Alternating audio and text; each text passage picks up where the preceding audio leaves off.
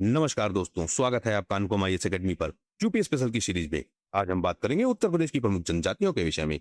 वह जनजातियां जो बार बार परीक्षाओं में पूछी जाती हैं, उन्हें आज हम कवर करेंगे।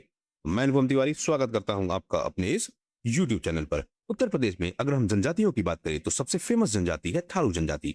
यही उत्तर प्रदेश की सबसे बड़ी जनजाति है और यह मुख्यतः लखीमपुर खीरी, बहराइच और श्रावस्ती जैसे क्षेत्रों में मिलती है। थारू जनजाति वह जनजाति है जो दीपावली को शोक के रूप में मनाती है। बहुत बार पूछा गया यह प्रश्न है।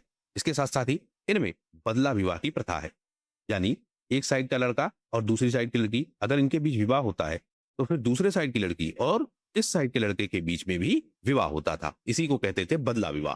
हालांकि अब काफी कम हो गया है, लेकिन यह प्रथा भी थी। शिक्षा की बात करें तो इनके विकास के लिए लखीमपुर खीरी में एक विश्वविद्यालय की भी स्थापना की गई है।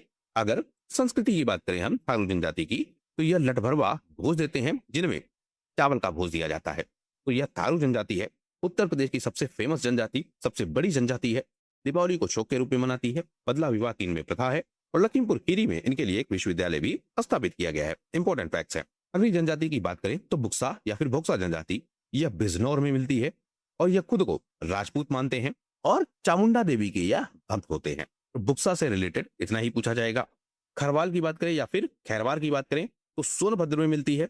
इसके अलावा मिर्जापुर, देवरिया और गाजीपुर में भी मिलती है। इनका एक लोक नृत्य है जिसे कहते हैं कर्मा। यह बहुत इंपॉर्टेंट है। यह कत्थे के व्यापार से जुड़े हैं, यानी कत्था बनाने का काम करते हैं। जो खैर का पेड़ होता है उसी से यह कत्था बनाते हैं, इसीलिए इनको कहते हैं खरवार या फिर खैरवार। कुछ और जनजातियों की बात करें तो चार्ट के रूप में देख लेते हैं। गोंड, धुरिया और ओझा, यह मिलती है सोनभद्र, वाराणसी और जौनपुर में। पहरिया की बात करें सोनभद्र में मिलती है। पैगा की बात करें तो यह भी सोनभद्र में है। सहरिया की बात करें, बहुत इंपॉर्टेंट है, ललितपुर में मिलती है। माहीगिरी की बात करें तो बिजनौर में मिलती है। और माहीगिरी के विषय में आप ध्यान रखेंगे कि यह वह जनजाति है जो इस्लाम धर्म को मानती है। ज्यादातर जनजातियों में हम देखते हैं कि वह किसी धर्म को नहीं मानते हैं या फिर प्रकृति पूजक होते हैं, लेकिन माहीगिरी यह इस्लाम धर्म को मानती है। और क्या चीजें आपको याद रखनी है? सबसे ज्यादा जनजाति वह कहां पर मिलती है? सोनभद्र में, यानी संख्या और परसेंटेज दोनों रूपों में सबसे ज्यादा जनजाति सोनभद्र में मिलती है। सबसे कम जनजाति कहां मिलती है? बागपत जिले में। वह जिले जहां जनजाति मिलती ही नहीं है तो अयोध्या और जालौन, इन दोनों को आप ध्यान रखेंगे। सबसे बड़ी जनजाति कौन सी है? गौंड जनजाति है, यानी समूह के आधार पर गौंड जनजाति। और व्यक्तिगत रूप से जो थारू जनजाति है वह काफी ज्यादा प्रभावशाली है।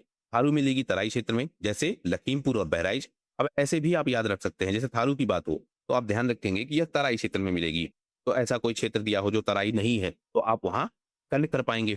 बिजनौर की बात करें तो बुक्सा और महरिया मिलती है। सोनभद्र की बात करें खैरवार, पहरिया और बैगा जनजाति।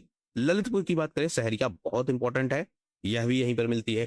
तो यही सब उत्तर प्रदेश की प्रमुख जनजातियां हैं। यहीं से प्रश्न बनेगा और आपसे पूछा जाएगा। उम्मीद करता हूं वीडियो आपकी परीक्षा के लिए इंपॉर्टेंट होगा। वीडियो पसंद आया हो तो प्लीज शेयर कीजिए अपने दोस्तों के साथ और सब्सक्राइब कीजिए इस चैनल को। आपका हमसे जुड़ने के लिए बहुत बहुत धन्यवाद। आपका दिन शुभ हो।